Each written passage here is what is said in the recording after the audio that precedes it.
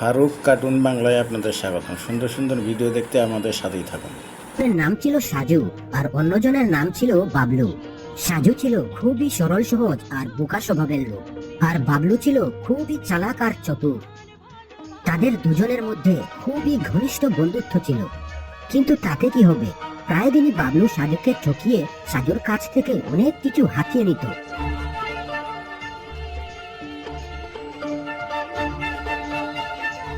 এভাবে একদিন বাবলু সাজুর কাছে আসে। বন্ধু সাজু, অনেকক্ষণ ধরে তোকে খুঁজে বেড়াচ্ছি, দারুণ একটা খবর আছে, শুনলে তুই খুশিতে পাগল হয়ে যাবি। তাই নাকি? তা শুনি তো, কি এমন খুশির খবর নিয়ে এসেছিস? বন্ধু, আমাদের পাশের গ্রামে এক দূর রাজ্যের লোক এসেছে। সেই লোকের কাছে একটা আশ্চর্য জাদু হাড়ি আছে। জানিস, প্রতিদিন ভোরবেলা ওই হাড়ি থেকে সোনার মোহর বের হয়। আমি নিজের চোখে দেখেছি। ওই লোকটা হাড়িটা বিক্রি করতে চায়। বন্ধু চল, আমরা ওই হাড়িটা কিনে ফেলি। কিন্তু লোকটা ওই হাড়িটা বিক্রি করবেই বা কেন? লোকটা বলেছে তার কাছে যথেষ্ট মোহর জমা পড়ে আছে। এখন সে হাড়িটা বিক্রি করে দিয়ে সে সন্ন্যাসী জীবন উপভোগ করবে। এই সুযোগটা আমাদের হাতছাড়া করা উচিত হবে না। মাত্র 2000 মোহরের বিনিময়ে লোকটা হাড়িটা বিক্রি করে দেবে। তাড়াতাড়ি তুই 1000 মোহর জোগাড় কর। আমার 1000 মোহর আমি জোগাড় করে ফেলেছি। তাড়াতাড়ি যা, তা না হলে অন্য কেউ আমার হাড়িটা কিনে নিয়ে যাবে। না বন্ধু, এত লুট করা ভালো নয়, আমি ওসবের মধ্যে নেই। আরে তুই বুঝতে পারছিস না কেন? এই হাড়ি থেকে প্রতিদিন যত মোহর বের হবে তা দেখে আমাদের নিজেদের প্রয়োজন মিটিয়ে বাকি মোহরগুলো গরিব দুঃখীদের মধ্যে বিলিয়ে দেব। তাতে করে গরিব দুঃখী মানুষগুলো একটু সুখে শান্তিতে থাকতে পারবে। ঠিক আছে, তাহলে আমি 1000 মোহর জোগাড় করে নিয়ে আসছি।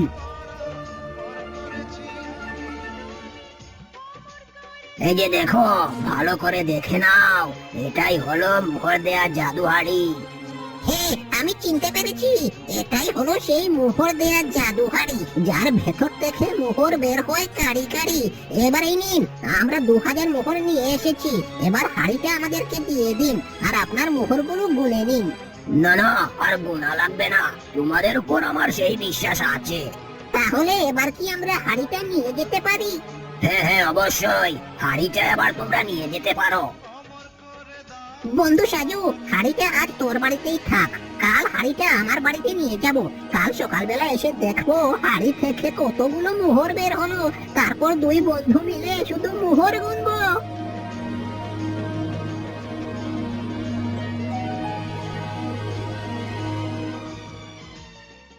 পরের দিন সকালবেলা বাবলু সাজুর বাড়িতে এলো।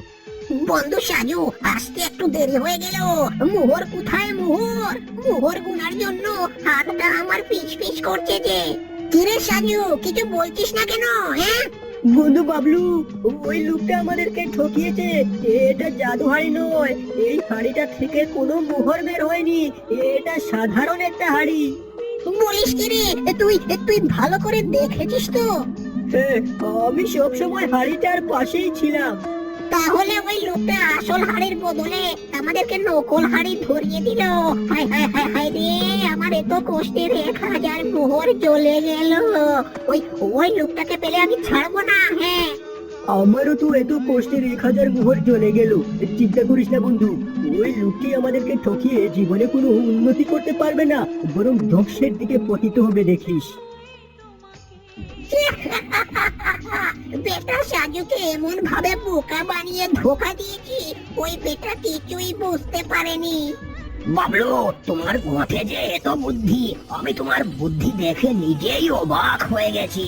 সাধারণ হাড়িকে জাদু হাড়ি বানিয়ে ওই বোকাটার কাছ থেকে 1000 মোহর কামিয়ে নিলে। দাও তো দাও, এবার আমার ভাগেরটা আমাকে বুঝিয়ে দাও।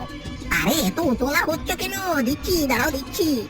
এভাবে দিনের পর দিন বাবলু তার সহজ সরল বন্ধু সাজুর সাথে প্রতারণা করতেই থাকে।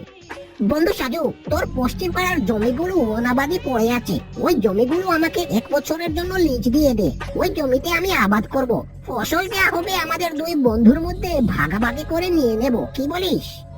তুই তো আমার ছোটবেলার বন্ধু, তোকে কি আমি কোনো কিছুতে কখনো না বলেছি? তুই যা ভালো মনে করিস তাই কর। হ্যাঁ, আরে বন্ধু, তুই তো এখনো আমায় চিনিসনি। ধীরে ধীরে আমি তোর সব কিছু হাতিয়ে নেব। ফসল ঘরে তোলার আগে আমি তোকে দূরে পাঠিয়ে দেব।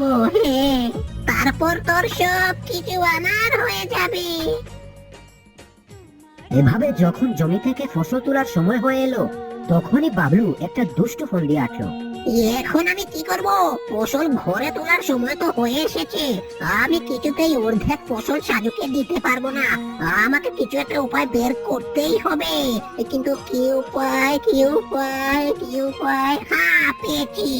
এবার এবার শুধু ফসল নয়, সাজুর সব কিছু হবে আমার। হ্যাঁ, লাইক প্লিজ। পরের দিনই বাবলু সাজুর কাছে আসে। কিরে বাবলু, কি হয়েছে? তুই এভাবে মুখ গোমড়া করে আছিস কেন? কিছু বলছিস না যে? বন্ধু সাজু, তুই আমাকে বাঁচা। তুই ছাড়া আমার আপন বলতে যে আর কেউ নেই। ওহো, আগে বলবি তো কি হয়েছে? বন্ধু সাজু, কদিন ধরে শরীরটা খুব খারাপ লাগছিল, তাই ভাবলাম একবার কবিরাজের কাছে যাই। কবিরাজ আমাকে অনেকক্ষণ ধরে পরীক্ষা নিরীক্ষা করলেন। তারপর কবিরাজ আমাকে বললেন, কবিরাজ কি বললেন? কিছু বলছিস না যে? কবিরাজ আমাকে বললেন আমার নাকি খুবই খারাপ একটা অসুখ হয়েছে। আমি নাকি আর বেশি দিন বাঁচবো না। আর এই রোগের নাকি কোনো চিকিৎসা নেই, শুধুমাত্র একটা উপায় আছে, আর তা হলো রাজবংশী গাছের পাতা। আর ওই গাছের পাতার রস খেলেই নাকি আমি ভালো হয়ে যাব। কিন্তু ওই পাতাটা পাওয়া যায় একমাত্র বাগিরাজ জঙ্গলে। আর ওই পাতা কে আমাকে এনে দেবে? বন্ধু সাজু, তুই তো আমার সব থেকে কাছের বন্ধু, জানা বন্ধু, ওই পাতা তুই নিয়ে আয়। ওই জঙ্গলটা তো বাগিরার জঙ্গল। যারাই ওই জঙ্গলে গিয়েছিল আজ পর্যন্ত কেউই আর ফিরে আসেনি। ওই জঙ্গলটাতে হিংস্র জীবজন্তুতে পরিপূর্ণ। যাই হোক, তোকে আমি এভাবে বিনা চিকিৎসায় মরতে দিতে পারি না। আমি আজই ওই জঙ্গলে যাব রাজবংশী গাছের পাতা আনতে। আমি যাওয়ার পর তুই আমার সব কিছু দেখে শুনে রাখিস। আরে জানা যা, শুধু দেখে শুনে রাখবো কেন? আরে তুই আর কখনো ওই জঙ্গল থেকে ফিরে আসতে পারবি না। আজ থেকে তোর সব কিছু আমার হবে, আমার। Comment please. তারপর সাজু তার জীবন বাজি রেখে ওই বাগিরাজ জঙ্গলে ঢুকে পড়লো। অনেকক্ষণ ধরে সে রাজবংশী গাছের পাতা খুঁজে বেড়ালো, কিন্তু কোথাও সে রাজবংশী গাছের পাতা খুঁজে পেল না।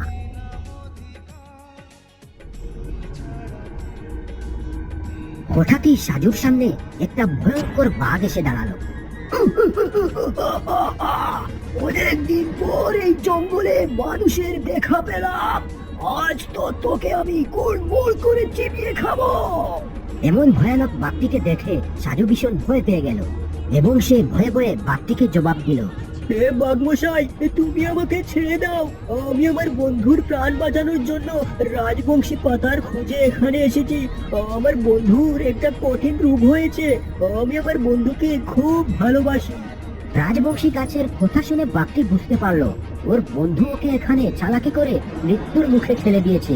তাই সাজুর প্রতি বাঘের দয়া হলো এবং বাঘটি সাজুকে বলল, তুমি অনেক সহজ সরল, তাই তোমার বন্ধু তোমাকে এখানে চালাকি করে পাঠিয়েছে যাতে করে তুমি আর ফিরে যেতে না পারো। এরকম গাছ এই জঙ্গলে নেই। তোমার বন্ধু তোমাকে মিথ্যে বলেছে। তুমি অনেক সহজ সরল, তাই আমি তোমার কোনো ক্ষতি করব না। এবার আমি তোমাকে একটা বুদ্ধি শিখিয়ে দিচ্ছি, মন দিয়ে শোনো।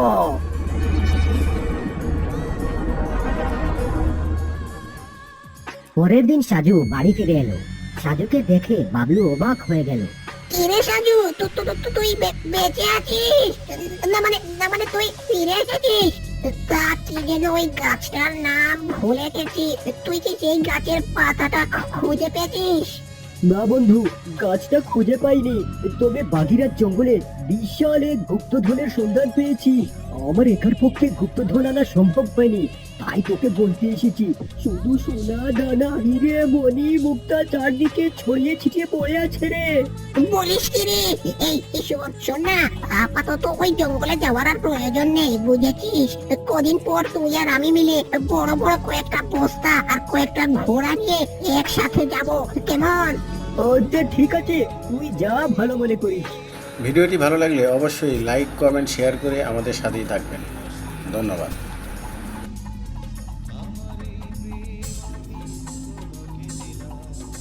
পরের দিনই বাবলু সাজুকে কিছু না বলেই একা একা ওই বাগিরাজ জঙ্গলে চলে এলো। কোথায় কোথায় বাগিরার জঙ্গলের গুপ্তধন? সবগুলো আমি একাই নিয়ে যাব। সব গুপ্তধন আমার, শুধু আমার। কোথায় কোথায় গুপ্তধন? এই যে তোর সামনেই গুপ্তধন দাঁড়িয়ে আছে। ওরে ওরে বাবা, এ তো দেখছি বাবা বাঘ। হ্যাঁ, তোর মতো লোভী প্রতারক মানুষের জব আমি। তুই তোর সহজ সরল বন্ধুকে বোকা পেয়ে অনেক ঠকিয়েছিস। এবার তোর পাতা ফাঁদে তুই নিজেই পা দিয়েছিস। এবার তার প্রায়শ্চিত্ত কর। ওরে বাবা, এভাবে লোভী বন্ধু তার লোভের শাস্তি ভোগ করলো। লোভে পাপ আর পাপে মৃত্যু।